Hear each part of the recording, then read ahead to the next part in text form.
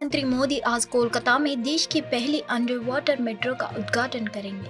PM Modi पश्चिम बंगाल दौरे पर पहुंचने के बाद एक समारोह में इस अत्याधुनिक मेट्रो रेल सेवा देशवासियों को समर्पित करेंगे।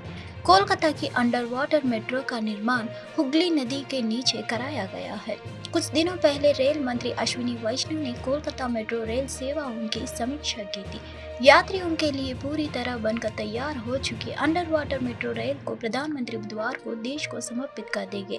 गौरतलब है कि फरवरी 2020 में तत्कालीन रेल मंत्री पीयूष गोयल ने साल्ट लेक सेक्टर बी और साल्ट लेक स्टेडियम को जोड़ने वाले कोलकाता मेट्रो के पूर्व पश्चिम मेट्रो कॉरिडोर के पहले चरण का उद्घाटन किया था। 16.5 किलोमीटर लंबी मेट्रो लाइन हुगली के पश्चिमी तट पर स्थित हावड़ा को पूर्व तट पर साल्ट लेक शहर से जोड़ती है। 10.8 किलोमीटर हिस्सा भूमिगत है। यह भारत की पहली ऐसी परिवहन परियोजना है जिसमें मेट्रो रेल नदी के नीचे बनी सुरंग से गुजरेगी। नेता राहुल गांधी की भारत जोड़ो न्याय यात्रा के मध्य प्रदेश में प्रवेश करने के बाद जब वह पूजा करने के लिए उज्जैन महाकालेश्वर मंदिर पहुंचे तो लोगों के एक समूह ने मोदी मोदी के नारे लगाए। यह पहली बार नहीं है जब राहुल गांधी के मंदिर दौरे के दौरान मोदी समर्थक नारे लगे हो। फरवरी में जब कांग्रेस संसद ने देवघर में पूजा की थी तो पीएम मोदी के समर्थकों ने नारे लगाए थे।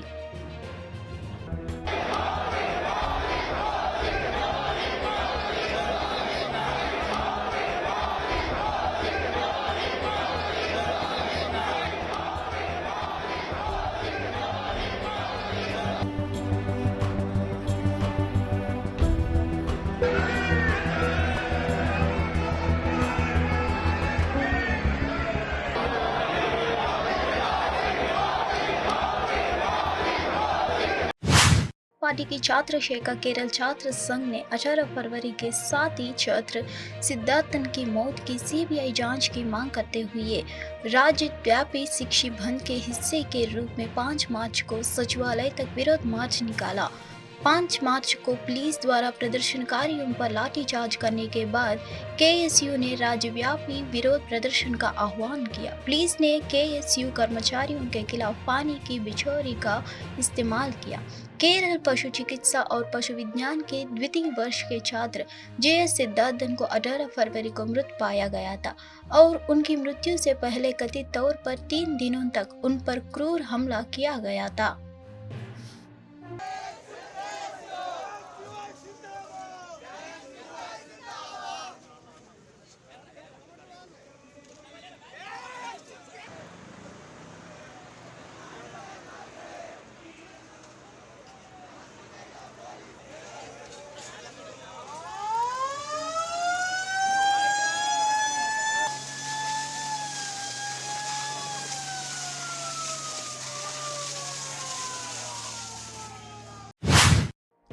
केंद्रीय जांच ब्यूरो 5 मार्च को टीएमसी नेता शेख शाहजहां को हिरासत में लेने के लिए संदेशखाली स्थित पुलिस मुख्यालय पहुंची। कलकत्ता उच्च न्यायालय ने संदेशखाली मामले को आज पहले केंद्रीय जांच ब्यूरो को स्थानांतरित कर दिया है। संदेशखाली में बड़ी संख्या में महिलाओं ने शाहजहां शेख और उनके करीबी सहयोगियों पर जबरदस्ती जमीन हड़पने और यौन उत्पीड़न का आरोप लगाया है।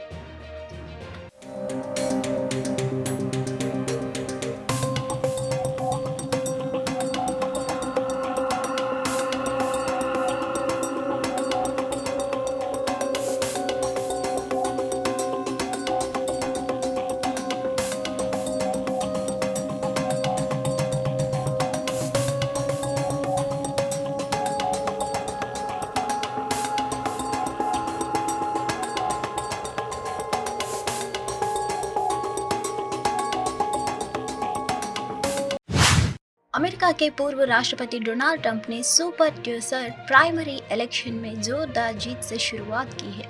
अभी तक आए नतीजों में ट्रंप 8 राज्यों में जीत दर्ज कर चुके हैं। मीडिया रिपोर्ट्स में दावा किया जा रहा है कि ट्रंप की लोकप्रियता को देखते हुए वे सुपर ट्यूसडे को हुए 15 राज्यों में हुए प्राइमरी चुनाव में क्लीन स्वीप कर सकते हैं। इसके साथ ही निक्की हेली राष्ट्रपति पद की रेस से बाहर हो सकते हैं। इन राज्य में जीत ट्रंप अमेरिका मीडिया के अनुसार ट्रंप ने Alabama, अरकानसास, main, north Carolina, Oklahoma, Tennessee, Texas और वर्जीनिया में जीत दर्ज कर चुके हैं। अपनी जीत पर ट्रंप ने सोशल मीडिया प्लेटफॉर्म ट्रूथ पर मतदाताओं की धन्यवाद भी कहा। डोनाल्ड ट्रंप प्राइमरी इलेक्शन में 65 पॉइंट पाकर सबसे आगे चल रहे हैं। राष्ट्रपति जो बाइडेन भी ट्रंप से 2 पॉइंट पीछे है। माना जा रहा है कि नवंबर में होने वाली राष्ट्रपति चुनाव में जो बाइडेन का सामना डोनाल्ड ट्रंप से होना लगभग तय है। राष्ट्रपति पद की दावेदारी में ट्रंप की जीत लगभग तय। सुपर ट्यूसडे को यानी 5 मार्च को अमेरिका के 15 राज्यों में एक साथ रिपब्लिकन प्राइमरी चुनाव हुए। जिन राज्यों में मंगलवार को चुनाव हुए उनमें California, Texas, North Carolina, Tennessee, Alabama, Virginia, Oklahoma, Arkansas, Utah, Minnesota, Colorado, Maine और वर्मोंट शामिल है। अमेरिका में राष्ट्रपति पद की दावेदारी जीतने के लिए 1215 डेलीगेट का समर्थन जरूरी होता है। सुपर ट्यूसडे के नतीजों के पहले ही ट्रंप के पास 244 डेलीगेट्स का समर्थन था। अब 15 राज्यों में अगर ट्रंप क्लीन स्वीप करते हैं तो यकीनन ट्रंप राष्ट्रपति पद की दावेदारी जीतने का करीब आ जाएंगे। चुनाव से पहले महाराष्ट्र में सीट बंटवारे को अंतिम रूप देने को लेकर राष्ट्रीय जनतांत्रिक गठबंधन में मंथन जारी है। इसे लेकर बसपा एकनाथ शिंदे के नेतृत्व वाली शिवसेना और अजित पवार की रकमपा में लगातार बातचीत हो रही है। इस बीच राज्य के दौरे पर गए केंद्रीय गृह मंत्री अमित शाह ने मंगलवार को अन्य दलों के नेताओं के साथ देर रात बैठक की।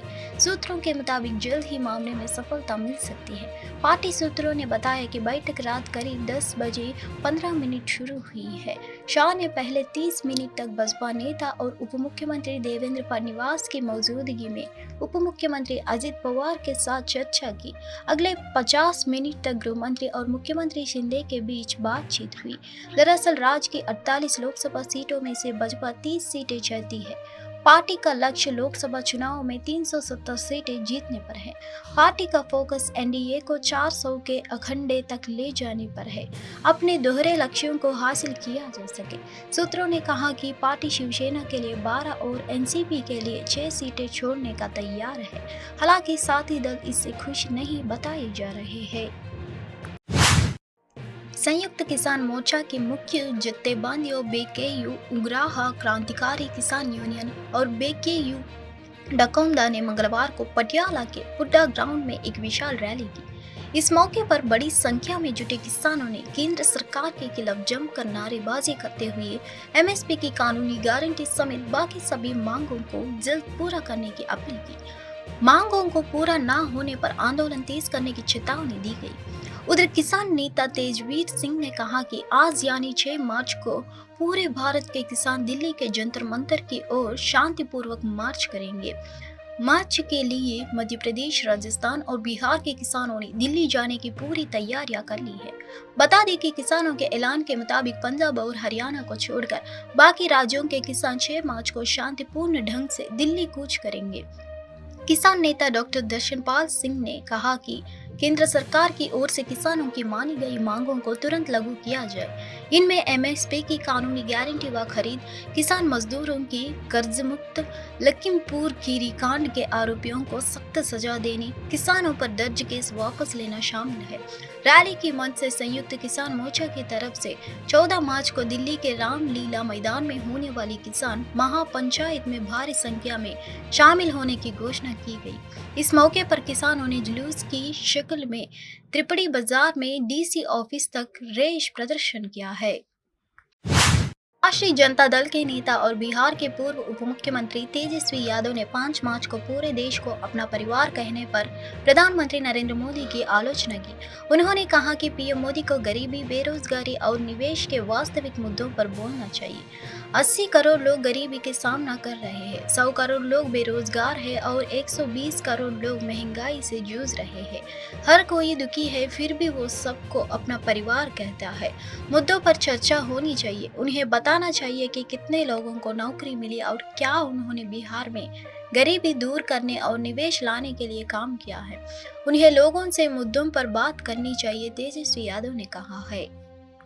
चौकीदार हो गए थे, अब जो है परिवार हो गए हैं। 80 करोड़ गरीबी से करते हैं हाहाकार, 100 करोड़ बेरोजगार, 120 करोड़ महंगाई से लाचार, दुखी सब परिवार फिर भी कहते हैं उनका परिवार। अब देखिए, अब इस पे ज़्यादा कुछ तो हम नहीं कहेंगे, लेकिन हम इतना ज़रूर कहेंगे, 80 करोड़ गरीबी से करते हैं हाहाकार, 100 करोड़ बेरोजगार, 120 करोड़ महंगाई से लाचार, दुखी सब परिवार फिर भी कहते हैं उनका परिवार। दोबारा हम पढ़ देते हैं, 80 करोड़ गरीबी से करते हाहाकार, 100 करोड़ बेरोजगार, 120 करोड़ महंगाई से लाचार, दुखी सब परिवार फिर भी कहते हैं उनका परिवार। मतलब मुद्दे की बात होनी चाहिए। पिछले बार चौकीदार हो गए थे, अब जो है परिवार हो गए हैं। ये इससे नहीं, आपको बताना होगा कि आपने कितने रोजगार दिए, आपने कितने कारखाने दिए। पंजाब और हरियाणा के युवाओं के एक ग्रुप ने भारत सरकार से मदद की गुहार लगाई है। उनका दावा है कि धोखा देकर उनसे जबरन रूस यूक्रेन युद्ध लड़वाया जा रहा है। उन्होंने एक्स पर 105 सेकंड का एक वीडियो भी शेयर किया है। इस वीडियो में 7 लड़के सेना के कपड़े पहने एक बंद कमरे के भीतर दिखाई दे रहे हैं। उनमें से गर्श नाम का एक लड़का हरियाणा के करनाल का रहने वाला है। वह वीडियो रिकॉर्ड कर अपने हालात का जिक्र करते हुए सरकार से मदद की गुहार लगा रहे हैं। ये सभी लड़के 27 दिसंबर को नया साल मनाने के रूस रवाना हुए थे। उनके पास रूस जाने के लिए 90 दिनों का वैध वीजा था।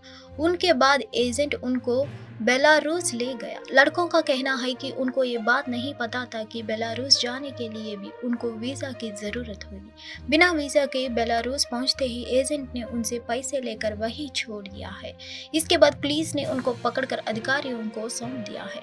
वीडियो बना रहे हर्ष ने दावा किया कि उनसे दस्तावेजों पर हस्ताक्षर करवाए गए हैं, जिसके बाद वह रूस उनको यूक्रेन के खिलाफ युद्ध लड़ने को मजबूर कर रहा है। सोशल मीडिया प्लेटफॉर्म फेसबुक और इंस्टाग्राम मंगलवार रात 9 बजे डाउन हो गया। हालांकि करीब 1 घंटे बाद फेसबुक और 1.5 घंटे बाद इंस्टाग्राम सर्विस चालू हो गई। मंगलवार 5 मार्च की रात मेटा कंपनी के दोनों प्लेटफॉर्म्स पर यूजर्स को लॉगिन और फीड रिफ्रेश करने में दिक्कत आने लगी। फेसबुक पर यूजर्स के अकाउंट ऑटोमेटिक लॉग आउट हो गए हैं, जबकि इंस्टाग्राम पर यूजर्स नई फीड्स को रिफ्रेश नहीं कर पा रहे थे। कुछ यूजर्स ने यूट्यूब पर वीडियो स्ट्रीमिंग को लेकर भी कंप्लेन की है। फेसबुक लॉगिन करने के लिए यूजर्स के व्हाट्सएप और ईमेल पर रिकवरी कोड आ रहे थे, लेकिन कई यूजर्स के पास ये कोड नहीं आए। जिनके पास कोड आया भी तो वह लोड नहीं हुआ। डाउन डिटेक्टर के मुताबिक रात करीब 9 बजे 21,000 से ज़्यादा लोगों ने इस समस्या के बारे में रिपोर्ट की है। इसमें 52% लोगों ने लॉगिन की समस्या, 40% लोग ऐप में और 8% लोगों ने वेबसाइट में समस्या के लिए रिपोर्ट किया है। जिसके बाद मेटा के स्पोक्स पर्सन एंडी स्टोन ने कहा, फेसबुक इंस्टाग्राम की दिक्कतों को दूर करने का प्रयास जारी है।